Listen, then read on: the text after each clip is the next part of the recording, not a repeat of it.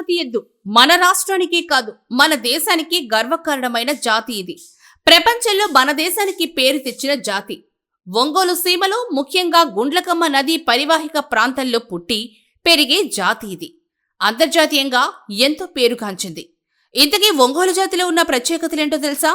వాటి పౌరుషం, బలం, టీవీ, దర్పం, నడక ఇలా అన్ని లక్షణాల్లో ఒంగోలు జాతి పశువు పేరు తెచ్చుకుంది. పోట్ల గిత్తల్లో దీన్ని మించిందే లేదు. అందుకే అన్ని లక్షణాలున్న ఒంగోలు గిత్తలు లక్షలు, కోట్ల రూపాయలు పలుకుతాయి. విచిత్రం ఏంటంటే ఒంగోలు జాతి గిత్తెల అభివృద్ధికి మన ప్రాంతంలో ఉన్న పరిశోధన, అభివృద్ధి కేంద్రాలు నిధులు లేక దిగేడుస్తుంటే బ్రెజిల్లో ఒంగోలు గిత్తెల పరిశోధనా కేంద్రం ప్రపంచ ఖ్యాతి తెచ్చుకుంది. మొట్టమొదట 1868 సంవత్సరంలో ఒంగోలు గిత్తెలను బ్రెజిల్ దేశస్థులు గుర్తించి కొనుగోలు చేసి నౌకలో తమ దేశానికి తీసుకెళ్లారు. ఒంగోలు గిత్తెలను పెంచడం కొంతమంది రైతులకు హాబీ. వీటి కోసం ప్రత్యేక గదులు, ఆహారం, స్నానం, వాటి బాగోగులకు ఒక మనిషి ఇలా కంటికి రెప్పలా పెంచుకుంటారు. ఒంగోలు బండలాగుడు పోటీలు, ఎడ్ల బండల పోటీలకు వాడుతారు. ఇక బ్రెజిల్, ఆఫ్రికా లాంటి దేశాల్లో పోట్ల గిత్తెల పోటీలకు, వాటితో పోట్లాటలకు వాడుతారు.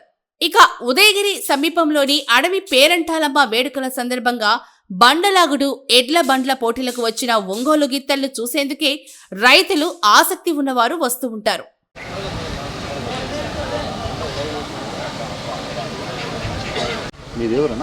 బద్వేల్ వైఎస్ఆర్ కడప జిల్లా.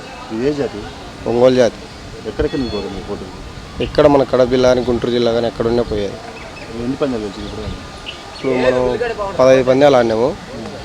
ఒక 10 పందాలు ఫస్ట్, ఒక 5 పందాలు సెకండ్.